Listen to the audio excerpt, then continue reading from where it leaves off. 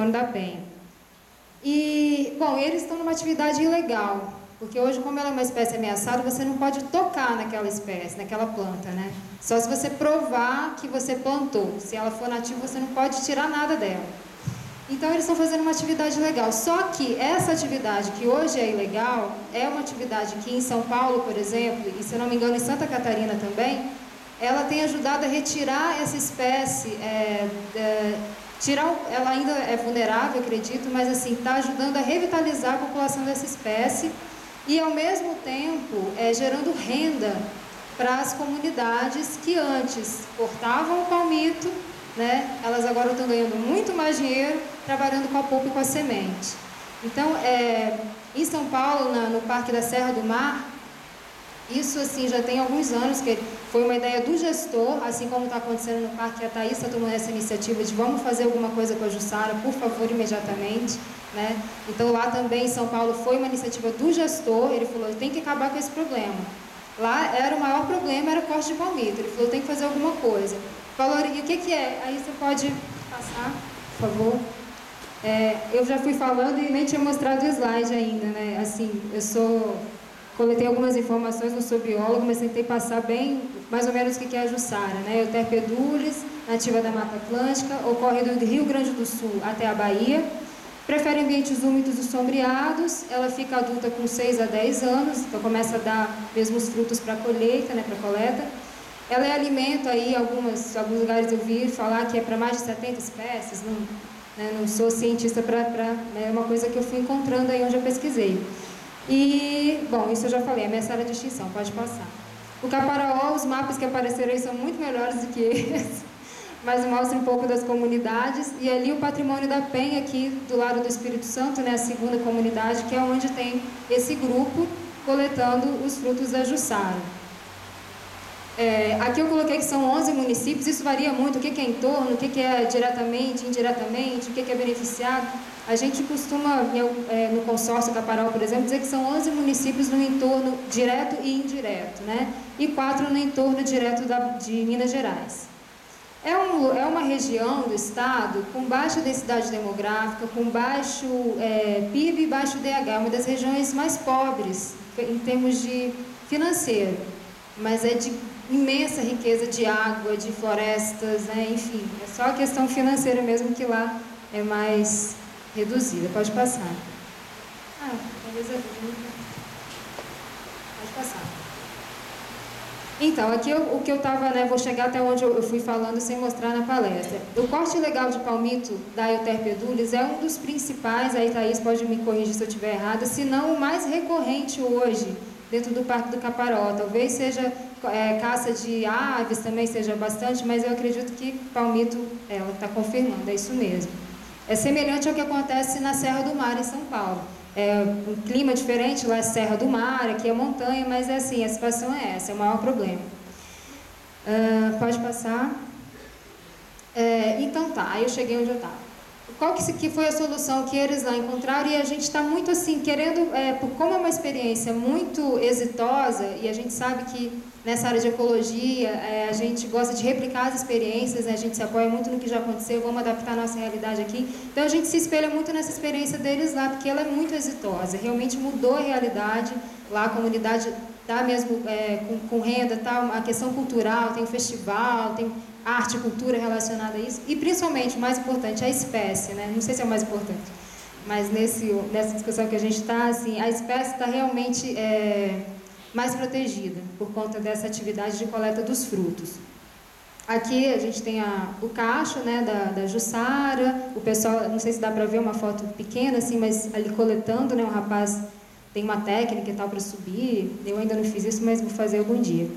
Aqui embaixo uma moça tomando Jussara, foi uma experiência que a gente fez lá também, lá na Penha, uma festa para crianças, assim, não teve refrigerante, e eu servi só a Jussara com mel, e as crianças amaram, assim, não sabiam o que era aquilo, adoraram. Então ela tem um sabor muito, né, fácil de ser aceito, todo mundo gosta mesmo, né? Então, só volta um pouquinho. O que foi que eles viram lá como solução para esse problema e que a gente vê que aqui também a mudança cultural, conscientização, e o quê? Em favor da valorização da planta em pé.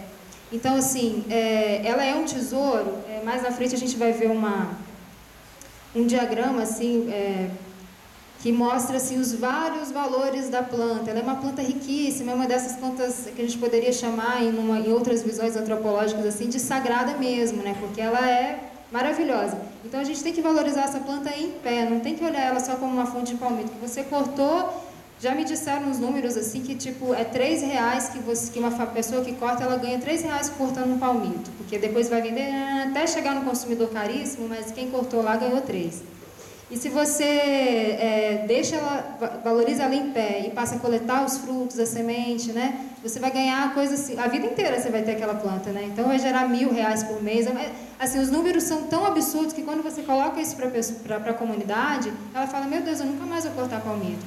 E isso está acontecendo em Rio Novo do Sul. Quem me deu esses dados foi o Incapé, a Fabiana lá, que está no grupo da Jussara aqui do Espírito Santo. Ela está vendo essa realidade em Rio Novo do Sul, município aqui do sul do estado, onde um produtor está vendendo como açaí, porque ainda tem essa questão legal que não pode coletar, né? Então a gente está falando de uma coisa maravilhosa, vamos coletar, vamos salvar a espécie, vamos salvar a floresta, vamos ajudar as comunidades, mas isso é ilegal.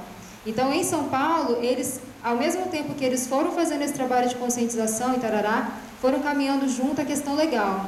Como é que a gente muda essa lei? Quais órgãos que a gente tem que envolver e tal?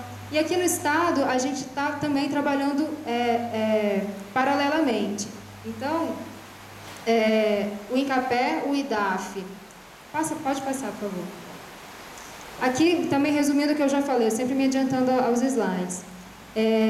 O sonho que a gente está colocando aqui, assim, alguns tópicos, é o que já acontece lá. Então, você tem uma cadeia produtiva sustentável da Jussara, a geração de renda para as comunidades e a replicação dessa iniciativa em outras regiões do entorno, porque a gente pensa em começar pequeno ali, só Patrimônio da Penha e Pedra Menina, que são duas comunidades bem próximas, onde já há esse movimento.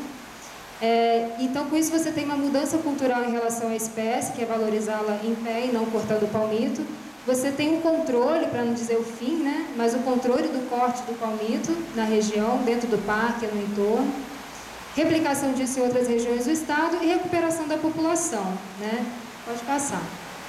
Esse é o quadro que eu falei para vocês. Também, não sei se vocês vão conseguir ver isso bem, assim, mas fala do valor intrínseco da planta, né? Que ela, desde a questão ambiental, a importância dela para várias espécies, serve de alimentação, tarará, econômico, né? Dessa coisa da coleta dos frutos, social, tudo mais. Tem até aqui, esse diagrama foi feito pelo pessoal do GTZ, pela rede Jussara, e eles colocam até o valor espiritual dela, né? Porque é realmente uma planta de poder, que a gente fala, o açaí, várias plantas, elas têm essa característica, assim, de ser uma planta de poder, tem uma questão espiritual muito forte. Pode passar. Então aqui eu chego onde a gente estava falando já, no passo a passo. A gente está trabalhando para a publicação de uma instrução normativa pelo IDAF, que é o órgão que fiscaliza isso lá em loco. Assim, se alguém corta um pau, uma árvore lá para fazer lenha, é o IDAF que chega e vai fiscalizar e vai multar ou não. É ele que dá a liberação para fazer qualquer tipo, né? Vocês já sabem disso. Então, o IDAF está, como foi me falado o Eduardo Chagas, que é o gerente de recursos naturais de lá, ele falou, o IDAF está com as portas escancaradas para resolver essa questão da Jussara. A gente quer resolver isso logo. Então, ele disse que se houver realmente um esforço, que se todo mundo realmente colaborar e tal, ele acredita que em 2 meses, 3 meses, ele consegue publicar essa instrução normativa para deixar de ser ilegal a coleta do fruto. E isso é muito simples. Em São Paulo a gente está se inspirando neles. Eles fizeram um documento de umas 4 páginas, assim, onde você tem informações, quantos pés de Jussara tem nessa propriedade, quantos cachos pode coletar, quantos você tem que deixar para a fauna, quanto de semente você tem que retornar para o local, né, para replantar, que aí é a coisa de aumentar a população dela. Então, 4 páginazinhas de um plano de manejo simplificado da propriedade. Você tendo isso como modelo, o IDAF publicando essa instrução, tendo isso como modelo, aí quando você for entrar na propriedade para coletar o fruto, é só você preencher aquilo ali, ver que está tudo adequado, então a atividade passa a ser legal. A etapa 2, publicando isso, e está correndo paralelo, na verdade, né? Elaboração de um projeto de diagnósticos. Então, é o que a gente também está fazendo lá na Penha. A gente quer conhecer